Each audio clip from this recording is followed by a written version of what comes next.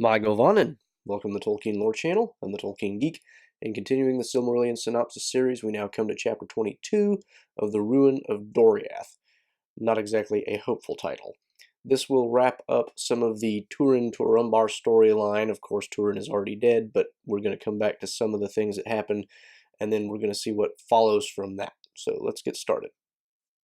After Turin commits suicide, subsequent to killing Glaurung, of course, Húrin is still held captive by Morgoth. Morgoth at this point, though, realizes that Húrin is really no longer going to benefit him by remaining there, and he hopes that by releasing Húrin, he can cause more trouble out in the world, because basically he's been making Húrin see everything but through Morgoth's own lens, so that everything seems worse than it was, everything is twisted, and especially Morgoth tries to make everything that Thingol and Melian did regarding Turin and his family seem really bad. So he's hoping that by releasing Húrin to go out and re-enter the world, he can cause even more havoc than has already been caused.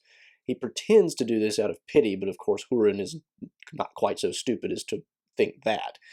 At any rate, he does release him, and he sends him with kind of an escort, as if he's actually favored by Morgoth, and so Húrin first comes to Hithlum, which of course is where his people were from, which have mostly either been killed or enslaved now. But because he's being escorted by troops from Morgoth, people assume he's with the bad guys and shun him. So he ends up leaving Hithlum with basically nothing. And he goes to where he knows generally Gondolin is, because he's hoping that he can find Gondolin and return there. So he goes, you may remember, of course, that when he went to Gondolin originally, he was flown there and there was a bunch of mist and stuff, so he doesn't know exactly where it is, but he's in the general area. So he goes there and he's looking for it, and Thorondor, the king of the eagles, sees him down there, and he flies into Turgon and says, Húrin is out there and he wants to find his way in. And of course, Turgon and Húrin had been good friends. Turgon, though, is like, that doesn't sound legit. Morgoth wouldn't let Húrin escape. And Thorondor basically says, I know what I'm talking about, it's definitely Húrin. And he says, well, if it is, then he's been let go by Morgoth, and that means he's in league with Morgoth, and I'm not letting him in. He eventually reconsiders his idea and sends Thorondor out to go find him, but by that point, Húrin had already wandered off, and they couldn't find him. But he didn't wander off before basically shouting to Turgon, basically saying, will you please let me in? Are you going to just shut me out forever? And unfortunately, because of Morgoth's plan, he's got people kind of shadowing Húrin, and they overhear it, and so now Morgoth knows more or less the region in which Gondolin lies. After leaving the area of Gondolin, however, Húrin ends up going south, and he has this dream that Morwen, his wife, the mother of Turin, is lamenting in the woods of Brethil, which of course is where Turin killed Glaurung and then himself. So Húrin travels south and goes to the woods of Brethil, and sure enough, he comes to the tombstone that they had raised for Turin there, and there is a person there, and it is indeed Morwen. Their greeting was in some ways very bittersweet, and Morwen basically says, I am completely spent, and I think I'm going to die with the sunrise. And they sit together, and she asks, having read the inscription, which has Turin and Nianor's names on it, she asks him, how did they come to find each other? Húrin, of course, knows the entire story and knows that they got married and were, she was pregnant, Nianor was pregnant with Turin's baby, and he doesn't want to tell Morwen, so he just basically doesn't say anything. They sit there until the sun rises, and Morwen lets out a deep sigh, and Húrin realizes she is in fact dead. So he inscribes her name on the tombstone as well, and leaves her there.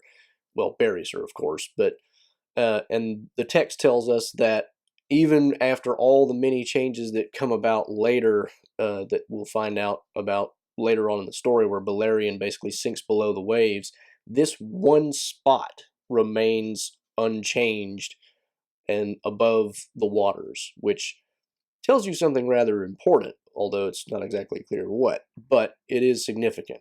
Húrin is now rather angry about his entire situation, having lost both of his children and his wife, and because of Morgoth's influence on him, he's seeing this as kind of Thingol's fault. He ends up going down to Nargothrond, which of course Glaurung had basically turned into a treasure pile before he got killed.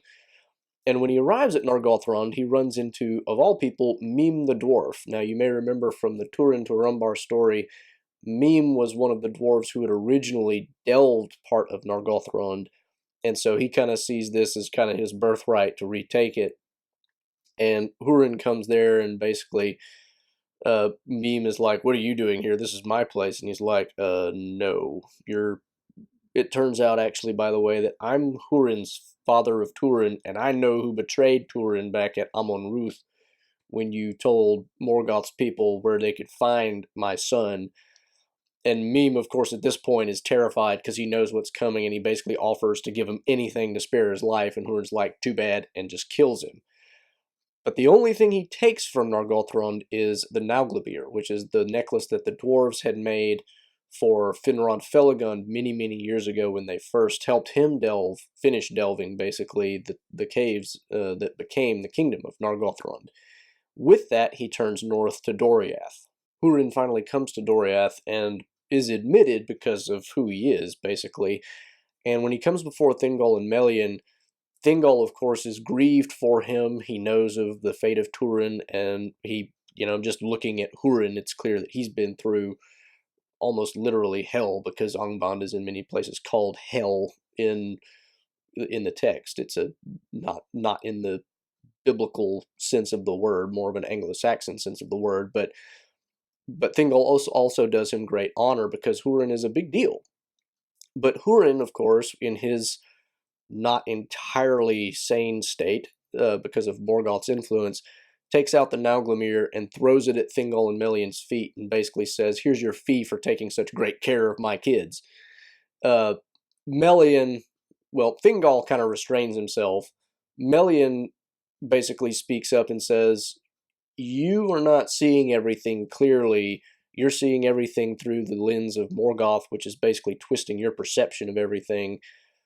And Húrin, after hearing Melian's speech, basically realizes that she's right, and he calms down and says, "Well, take the necklace anyway, just as a memorial of me and my family," and he walks out. And the only other thing that we hear is that what is heard is that Húrin eventually made his way to the Great Sea in the west and just threw himself into it in an act of suicide because he had no desire, no purpose in life anymore, and just decided it's not worth living. Thingol, however, now takes the Nauglamir, and of course he already has the Silmaril, and he's been becoming a little bit hyper-possessive of it, kind of like Feanor was back when Feanor was alive in Valinor. He wanted to have it on him at all times, didn't want it to be out of his sight, which sounds weirdly like a certain ring. But anyway, he decides, I want to put this really great necklace and this really great gem, basically the two greatest works of elves and dwarves, together into one exceptionally beautiful piece of jewelry. And it just so happens there's some dwarves who are traveling from Nogrod and Belagost, well, I think it's just Nogrod actually, but they come there occasionally doing different types of work for him and whatnot, and they just happen to be there, and he tells them what he wants to do, and they're looking at this necklace that their ancestors had made, and they're looking at the Silmaril, and they're going, I want those. But they kind of hide their interest in these things and basically agree to do the work. So they start working on it, and Thingol, while they're working on it, often kind of just comes down and watches them work by himself, which, again, gives you an idea of his obsession. So eventually they finally finish it, and then when they finish it, Thingol goes, "Okay, give me the thing." And they say, "Well, nope, actually, we're not going to give it to you because the necklace is actually ours because we gave it to Finrod and he's dead, so it's ours now." Which they're trying to, and Thingol realizes this, of course, that they're just trying to find some kind of a legitimate reason for them to keep both, and including the Silmaril, which of course is obviously not theirs, and it doesn't make any sense. Thingol, being enraged by this, basically starts talking down to them in more senses than one, because Thingol is the tallest elf ever to walk Earth, and of course dwarves are not tall, so he's literally talking down to them, but in more than one sense, and basically says, "You can leave without payment, give me my necklace." And they in turn get really angry, and him being alone with them, they basically swarm him, kill him, and try to make out with the Naglamir. Now, there's not many of them, and so when they try to escape, they are mostly killed, and the Naglamir is recovered. But two of them do escape and make it all the way back to Nogrod, where unfortunately the dwarves start planning their revenge, because basically they get a lopsided story of what went down, where they try to say that it was all Thingol's fault. The dwarves of Belagost, however, are like, "Hey guys, don't go out and try to do anything rash," but the dwarves of Nogrod are like, "We're going to get revenge for this guy." After the killing of Thingol, Melian goes and, as she's just kind of sitting there in sorrow and in thought, and it tells us that Melian, when she originally, joined herself to Thingol, she was, of course, a Maya, and therefore not physically part of Arda. She's a spiritual being, but she took on a physical form so as to be with Thingol, and that is how she kind of gained power over, over Middle Earth, to the extent that she could create the girdle of Melian and do a bunch of other things.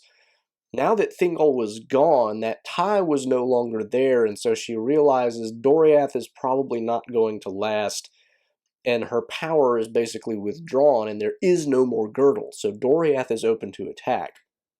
She takes the Silmaril, gives it to Mablung, the captain of Thingol's army, and basically says, "You keep this," and then she basically just leaves and goes back to Valinor, where she more or less just spends her time, thinking of older days and being sad, at least for a while. Presumably, Thingol eventually gets out of the halls in Mondos and maybe they get reunited, but we're not told anything about that.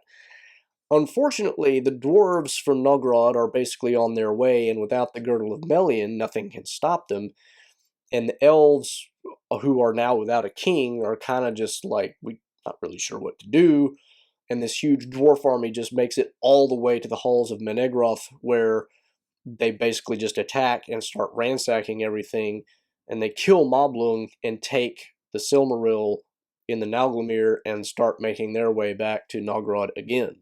Now, there are a few fugitives from Doriath who end up fleeing to the east, where Beren and Luthien at this point are still living off in the area of Osirion on the island of Tol Galen with their son Dior.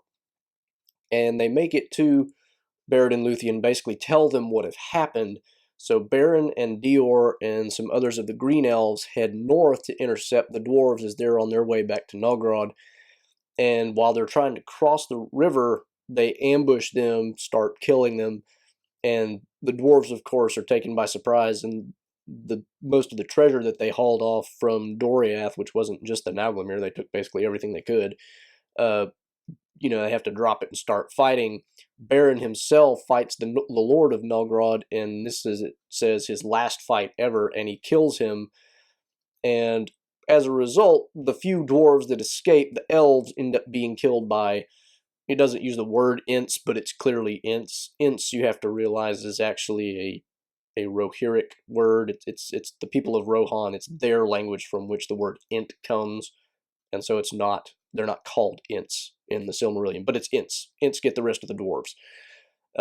And after this, Beren basically dumps all the treasure into the river, except the Silmaril, which he takes and gives to Luthien, who, being the most beautiful, of all the children of the Iluvatar, wearing the most beautiful necklace made by the dwarves with the most beautiful jewel ever made by elves, is the most beautiful sight ever seen on Middle Earth, barring perhaps, a Vala or a Maya who had ever been in Middle Earth at some point.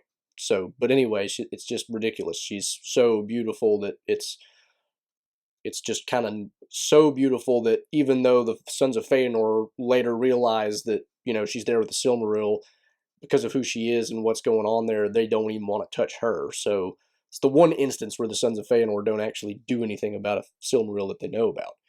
At any rate, after this, Dior, however, leaves Beren and Luthien and goes back to Doriath, where he tries to re-establish the kingdom. Dior does succeed in resurrecting the kingdom of Doriath to some degree, and after some years, somebody from a green elf from Osirion comes seeking an audience, and he basically hands him a casket and leaves. When he opens the casket, he finds therein the Nauglamir with the Silmaril, and he takes this for a sign that Beren and Luthien have, their mortal lives have ended. They have died. Although, as was mentioned in the Beren and Luthien story, nobody knows where they died or what happened to them. So he realizes that they have died, and it even tells us in the story that some people believe that the Silmaril, the power of it was so great that it was too much for mortals, and it hastened their death even. But at any rate, Dior now takes the Silmaril as his own, and the sons of Feanor hear about Dior with the Silmaril resurrecting the kingdom of Doriath, and they send messages basically saying, hey, hand it over, or else. He doesn't even send a reply, but the sons of Feanor basically decide, okay, well, if you want to do it the hard way, and they attack Doriath again at unawares, and this is the second slaying of elf by elf in the Silmarillion, and one of the meanest things that happens too, because after they attack, they basically kill Dior and his wife, and his two sons are taken by the servants of Celegorm and basically left out in the woods to starve. Maedhros later on repents of this, and he looks for them, but he can never find them, and nobody knows their fate. However, his daughter Elwing escapes with help from some of the other elves who are there with the Silmaril, and they flee down to the mouths of the river Sirion, and so the sons of Feanor are once again foiled in their quest to regain the Silmaril. In addition to that, 3 of them, Celegorm, Curufin, and Caranthir, are all killed in the battle, and so there's only 4 left, Maedhros, Maglor, Amrod, and Amras. After these events, however, the kingdom of Doriath never rises again, and so one of the major strongholds that were left after the Nirnaeth Arnoediad is now gone. Of course, we've already lost Nargothrond, now we've lost Doriath.